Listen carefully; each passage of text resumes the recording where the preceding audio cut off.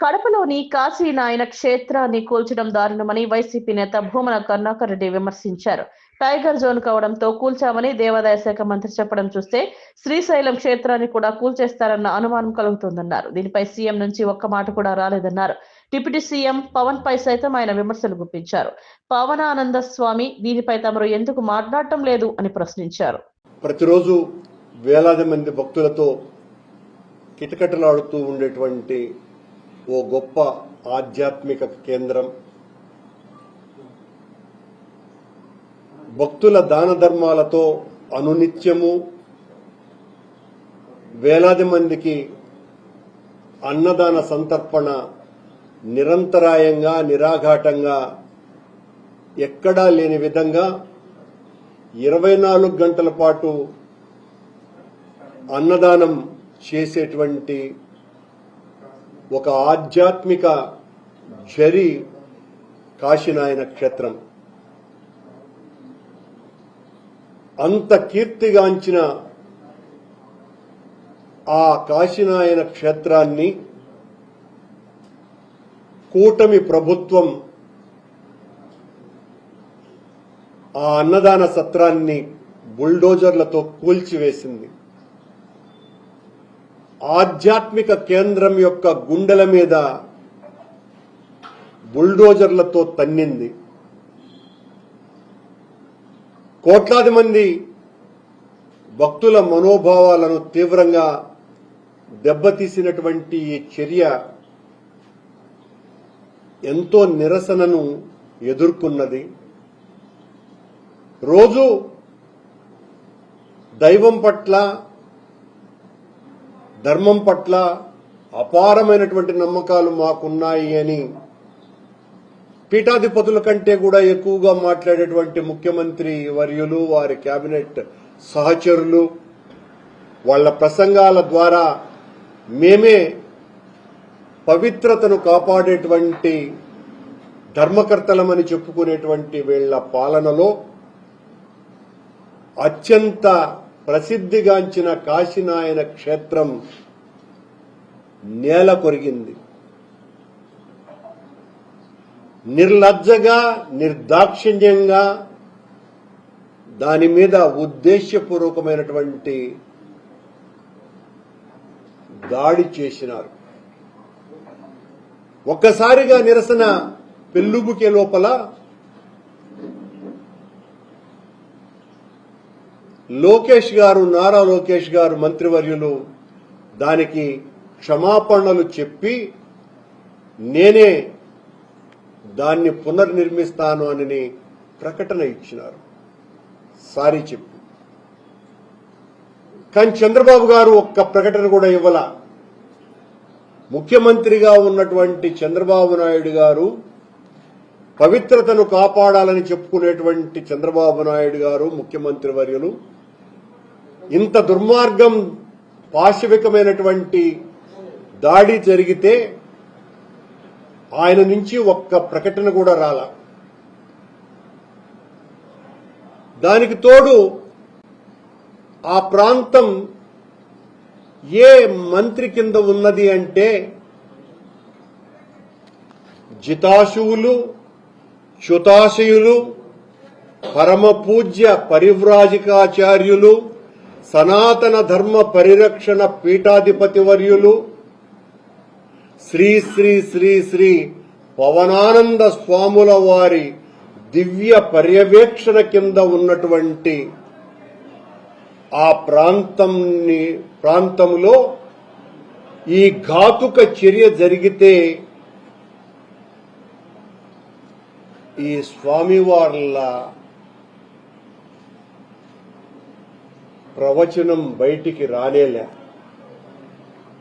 ఎందుకు ఇలా జరిగింది? సనాతన ధర్మం మీద దాడి చేస్తే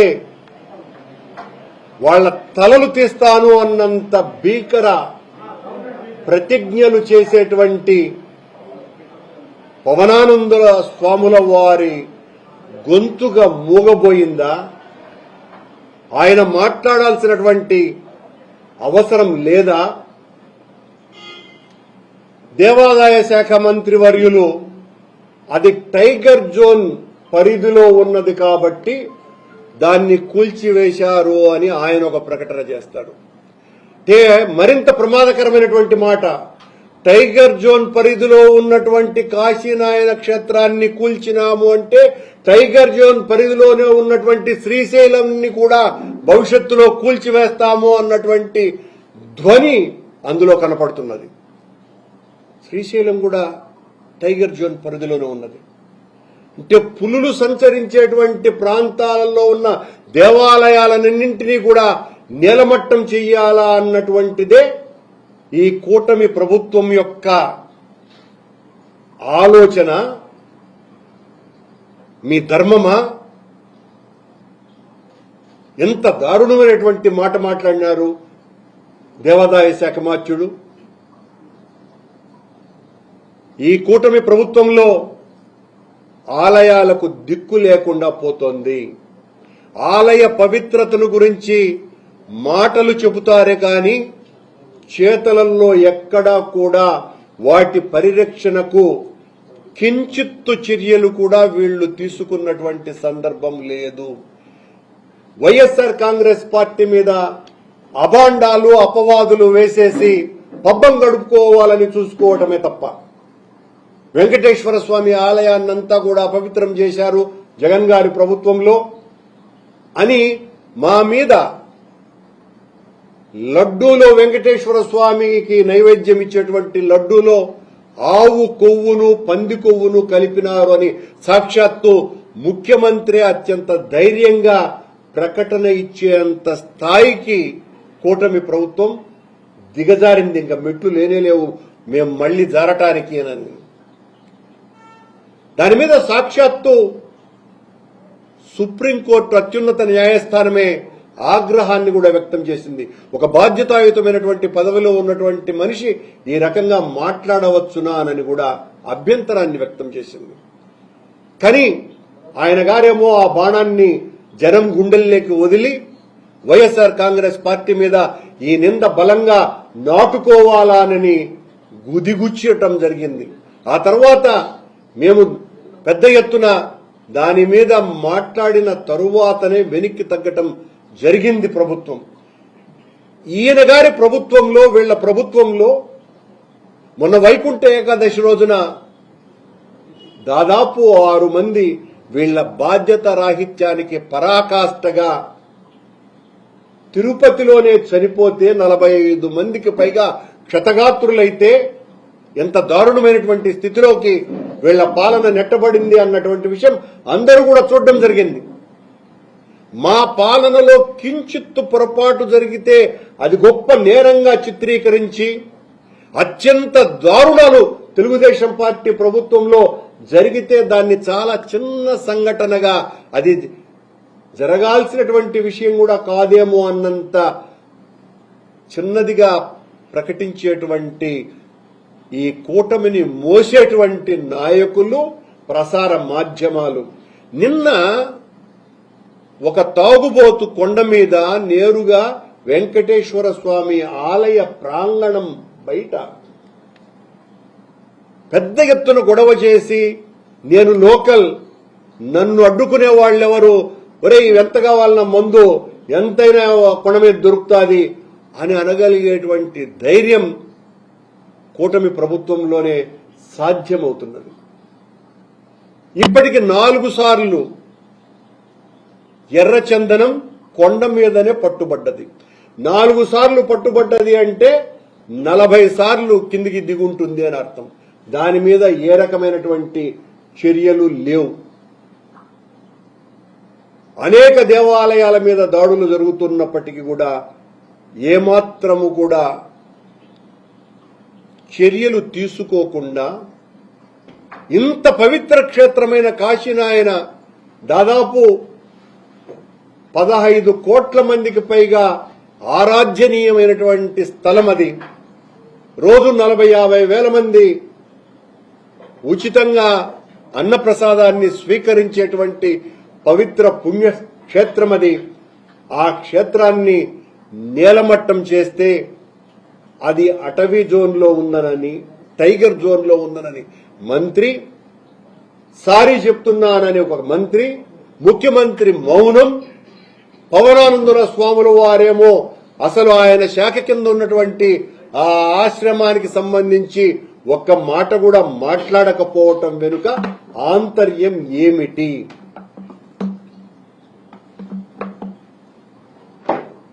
దీని మీద గత ప్రభుత్వం వైఎస్ఆర్ పార్టీ అధికారంలో ఉన్నప్పుడు జగన్మోహన్ రెడ్డి గారు ఆ ఆలయ పవిత్రతని, ఆ క్షేత్రం యొక్క పవిత్రతని, దాని మీద అటవీ శాఖకు వారికి ఉత్తరాలు కూడా రాసి ఈ క్షేత్రాన్ని కాపాడాల్సినటువంటి అవసరం ఉన్నదని కేంద్ర అటవీ శాఖ మంత్రిని విన్నవించటం కూడా జరిగింది. ఈ రోజున కేంద్ర ప్రభుత్వ అటవీ శాఖ ఏ రకమైనటువంటి ప్రకటనలు ఇవ్వకుండా, వాళ్ల ప్రమేయమే లేకుండా రాష్ట్ర ప్రభుత్వంలో ఉన్నటువంటి అటవీ శాఖ అధికారులు చంద్రబాబు నాయుడు గారి ప్రమేయం లేకుండా, సరే చంద్రబాబు నాయుడు గారికి సంబంధించిన విషయం కాదు అనుకుందాం, సాక్షాత్తు సనాతన ధర్మ పరిరక్షణకు నడుంబించినటువంటి మన స్వాముల వారి ఆదేశాలు లేకుండా దాన్ని కూల్చివేస్తారా? ఆయన కిందనే ఉంది కదా, ఆ శాఖ కిందనే ఉంది కదా. ఈ శాఖ కిందకు ఉన్నప్పటికీ కూడా మీరెందుకు దాన్ని అడ్డుకోలేకపోయినారు? అంటే పవనానంద స్వాముల వారు సనాతన ధర్మ పరిరక్షణ కోసమనే బిగించిన నడుమనని బొట్లు పెట్టడం, మెట్లు గడగటమే తప్ప ఆలయాలను రక్షించాలా అన్నటువంటి అసలు విషయాన్ని మర్చిపోయినాడు.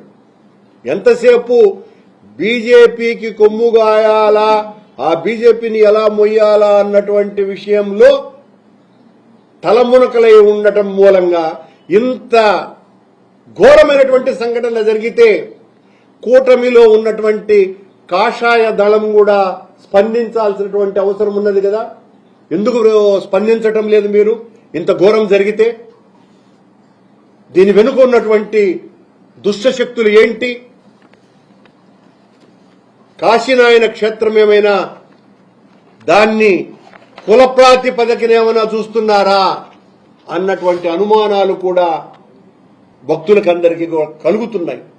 అది ఆధ్యాత్మిక క్షేత్రమే కాదు అని ప్రకటించదలుచుకున్నారా అన్నటువంటి అనుమానాలు కూడా ఈ 4 రాష్ట్రాలలో ఉన్నటువంటి భక్తులకు కలిగి ఆవేదనకు గురవ్వటం జరుగుతున్నది. ఇంత దారుణమైన హీనమైనటువంటి చర్య, ఓ అన్నదాన సత్రాన్ని కూల్చివేయాలా అన్నటువంటి ఆలోచన, అది కూడా ఆధ్యాత్మిక పురిలో జరగటం అన్నదాన్ని వైఎస్ఆర్ కాంగ్రెస్ పార్టీ భక్తులందరి తరఫున తీవ్రంగా ఖండిస్తున్నాం. అలాగే ఆయన లోకేష్ గారు నిన్న మాట్లాడుతూ శవాల మీద పుట్టినటువంటి పార్టీ వైఎస్ఆర్ కాంగ్రెస్ పార్టీ అన్నటువంటి మాట, ఓ శవం మీద పుట్టింది, మరో శవం మీద అధికారంలోకి వచ్చింది అని ఓ అసభ్యకరమైనటువంటి మాటలు మాట్లాడినారు. బాధ్యతాయుతమైనటువంటి పదవిలో ఉండి మీరు ఆ మాట మాట్లాడితే మేము మాట్లాడాల్సి వస్తుంది. మీ పార్టీ అధికారంలోకి వచ్చింది, మీ తండ్రి ఒక శవాన్ని అడ్డు పెట్టుకుని సాక్షాత్తు దైవ సమానుడుగా వేలాది మంది, కోట్లాది మంది పూజించేటువంటి, అభిమానించేటువంటి ఎన్టీఆర్ గారి శవాన్ని అడ్డు పెట్టుకుని అధికారంలోకి నిలబడ్డది మీ పార్టీ అన్నటువంటి విషయాన్ని మరిచిపోవద్దని, ఆయన్ను మానసికంగా చంపి లాక్కున్నటువంటి అధికారం మీది. అది సత్యమైనటువంటి విషయం కదా. మీ పీఠం కింద, మీ అధికారం పీఠం కింద నా పాత మిత్రుడు పింగళి దశరథరాం, వంగవీటి మోహనరంగా ఇలాంటి ఎంతో మంది శవాలు దాక్కుని ఉన్నాయి అన్నటువంటి విషయాన్ని కూడా లోకేష్ గారు మీరు గుర్తించాల్సినటువంటి అవసరం ఉన్నది. జగన్మోహన్ రెడ్డి గారిని తిడితే సరిపోతుంది, మేము నమ్మేస్తాము అనుకుంటే మీ పాప భాండారం, మీ రక్తసిక్తమైన హస్తం,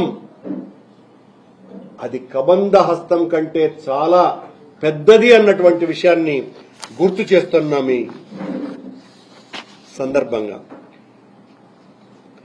గిల్లి జోలపాడటం, చంపి మాల వేయటం, వెన్నుపోటు పొడిచి పీటమెక్కటం, పీటలెయ్యటం మీ పార్టీకి ఉన్నటువంటి లక్షణం అన్న సంగతిని కూడా ఈ సందర్భంగా మీరు తెలుసుకోవాల్సినటువంటి అవసరం ఉన్నది. కూటమి ప్రభుత్వంలో కూర్చున్నందుకేనేమో కాషాయ దళం నోరు విప్పటం కూడా మానేసింది. ఆలయ విధ్వంసాల మీద, సనాతన ధర్మానికి ఆంధ్ర రాష్ట్రంలో జరుగుతున్నటువంటి అన్యాయాల మీద, వెంకటేశ్వర స్వామి క్షేత్రంలో అడుగడుగున రోజుకొక దాష్టీకం జరుగుతున్నది. ఆలయ పవిత్రతను కాపాడాం, దళారిని అరికట్టేశామని చెబుతున్నటువంటి కూటమి ప్రభుత్వంలో రోజుకొక దళారి వాళ్ళు పట్టుబడితేనే దొరుకుతూ ఉన్నారు. పట్టుబడినటువంటి దళారీలు ఇంకెంతమంది ఉన్నారో. ఇదా పవిత్రతను మీరు కాపాడుతున్నటువంటిది? ఇదా లడ్డూ కౌంటర్ను లో కాలిపోతే ఇది ఆలయ పరిరక్షణ? ఇది పవిత్రతను కాపాడటమా? నిన్నేదో ఘనంగా మేము శ్రీవారి కళ్యాణం జరిపాము అమరావతి, మా ప్రభుత్వంలో ఇంత అద్భుతంగా మేము చేస్తాము అని చెప్తున్నటువంటి చంద్రబాబు నాయుడు గారికి ఒక సవినీయ విజ్ఞప్తి ఏమంటే, స్వామివారి శ్రీవారి కళ్యాణాలను ఆ రోజు మా ప్రియాతి ప్రియతమ నాయకుడు వైఎస్ రాజశేఖర్ రెడ్డి గారు ముఖ్యమంత్రిగా ఉన్నప్పుడు ఆయన ఆశీస్సులతో నేనే స్వామివారి కళ్యాణాలను బయటికి తీసుకొని వచ్చి వైభవోపేతంగా జరుపుతూ భక్తులనందరినీ కూడా ఒక పెద్ద ఆధ్యాత్మిక మునకలో వేసేటట్టుగా చెయ్యాలి అన్నటువంటి ఆలోచన రాజశేఖర్ రెడ్డి గారు ప్రభుత్వంలో తీసుకున్నటువంటి నిర్ణయం చంద్రబాబు నాయుడు గారు మీరు అంగీకరించినా అంగీకరించకపోయినా 2004వ సంవత్సరం డిసెంబర్ నుంచే ఇది శ్రీవారి కళ్యాణాలను బయటికి తీసుకురావటం అన్నది జరిగింది. నేను బోర్డు మెంబర్గా ఉన్నప్పుడు నా ఆలోచనతో ఆ రోజు బోర్డులో చర్చించి మొట్టమొదట సూళ్లూరుపేట దళితవాడలో శ్రీవారి కళ్యాణాన్ని నిర్వహించి ఆ తర్వాత నేను చైర్మన్ అయిన తర్వాత కొన్ని పదుల చోట్ల ఈ శ్రీవారి కళ్యాణ వైభవాన్ని అత్యద్భుతంగా నిర్వహించినామన్న సంగతిని గుర్తు చేస్తున్నా. రెడ్ బుక్ గుడ్డితనం కమ్మి గతంలో ఆలయాలను కూల్చిన మడ్డి ఆలోచనలు మళ్లీ వచ్చి కాశీనాయన క్షేత్రంపై కాళికలా పడ్డది కూటమి ప్రభుత్వం. ఇది సరైనటువంటి పద్ధతి కాదని, ఎవరు కూల్చారో మాకు తెలియదని వీళ్లు మాట్లాడుతున్నారు. ఉత్తర్వులు ఎవరో గుడ్డిగా ఇచ్చారని కూడా ప్రకటనలు చేస్తున్నారు. మళ్ళా దానికి ఈయన దేవాదాయ శాఖ మంత్రి టైగర్ జోన్ లో ఉన్నది కనుక కూల్చినారని కూడా ప్రకటన ఇచ్చినారు. మళ్లీ ఎవరో గుడ్డిగా ఇచ్చినారని ప్రకటన చేసింది కూడా ప్రభుత్వమే. ఇది సమాధానం కాదు. మీకు తెలియకుండానే ఆశ్రమాలు కూలతాయా? ఆలయాలు నేలమట్టమవుతాయా? ప్రసాదంలో విషాలు కలుస్తాయా? కాషాయం క్రింద విషం చిమ్ముతున్నది మీరు కాదానని ప్రశ్నిస్తున్నాం. ఈ సందర్భంగా పార్టీ మీటింగులకు ప్రభుత్వ ఖర్చుతో గాలిలోకి ఎగిరే మీ హెలికాప్టర్ కు కాశీనాయన క్షేత్రంకు దారి మాత్రం కనపడటం లేదు. పవనానంద స్వామి, నేను నడుం బిగించా, అందుకోసమనే నేను బ్రతికున్నా. మా ఇంటిలో సనాతన ధర్మం పుట్టింది అంటే, సనాతన ధర్మం పుట్టింది అంటే ఆయన కూడా చెప్పినాడు, మా నాయన మా ఇంట్లో పూజ గదిలో ఉండేటువంటి దీపంలో సిగరెట్టు ముట్టించుకుంటాడు. అది కొత్త సనాతన సిద్ధాంతం. పవనానందుల స్వాముల వారు కొత్తగా ఉటంకించుంటున్నటువంటి ఇదొక ఆశయము అనాలనో లేకపోతే తత్వం అనాలనో.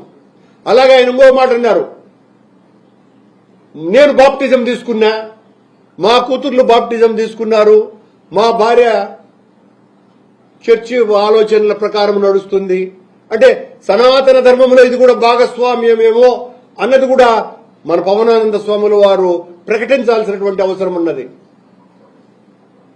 సనాతన ధర్మం మా ఇంట్లోనే పుట్టింది అని చెబుతున్నటువంటి వ్యక్తి వీటికి సమాధానం చెప్పాల్సినటువంటి అవసరం ఉన్నదా లేదా? మీరెందుకు ఇంకా మౌనంగా ఉన్నారు? అటవీ శాఖ మాత్యులుగా ఉన్నటువంటి పవనానంద స్వాముల వారు కాశీనాయన క్షేత్రాన్ని ఇంత దారుణంగా బుల్డోజర్లతో కూల్చివేస్తే నారా లోకేష్ గారు ఎందుకు ప్రకటన చేసినారు? ఆ రోజున వెంకటేశ్వర స్వామి ఆలయానికి సంబంధించినటువంటి ఆ ఘటనలో 6 మంది చనిపోయినప్పుడు నేరుగా మీరు ఇక్కడికి వచ్చి మెట్లు కడిగి బొట్లు పెట్టి నేను సారీ చెప్తున్నా, ప్రభుత్వం సారీ చెప్పాలా, బిఆర్ నాయుడు గారు సారీ చెప్పాలా, ఈఓ సారీ చెప్పాలా అని చెప్పినటువంటి మీరు ఈ రోజున కాశీనాయన క్షేత్రాన్ని పడగొడితే మీరెందుకు సారీ చెప్పలేదు? ఎందుకు అధికారుల మీద చర్య తీసుకోలేదు? అసలు ఆ రోజున లోకేష్ గారు ఈ రకంగా పవన్ కళ్యాణ్ గారు సారీ చెప్పినారు అంటే ఆయన సారీ చెప్పటం మా పార్టీ స్టాండ్ కాదు అన్నటువంటి లోకేష్ గారు ఈ రోజున ఎందుకు సారీ చెప్పినారు? నేనే ఆ క్షేత్రంలో అన్నదాన ప్రసాద కేంద్రాన్ని కట్టిస్తాను అని ఎందుకన్నారు? ఏంటి ఈ మతలబు?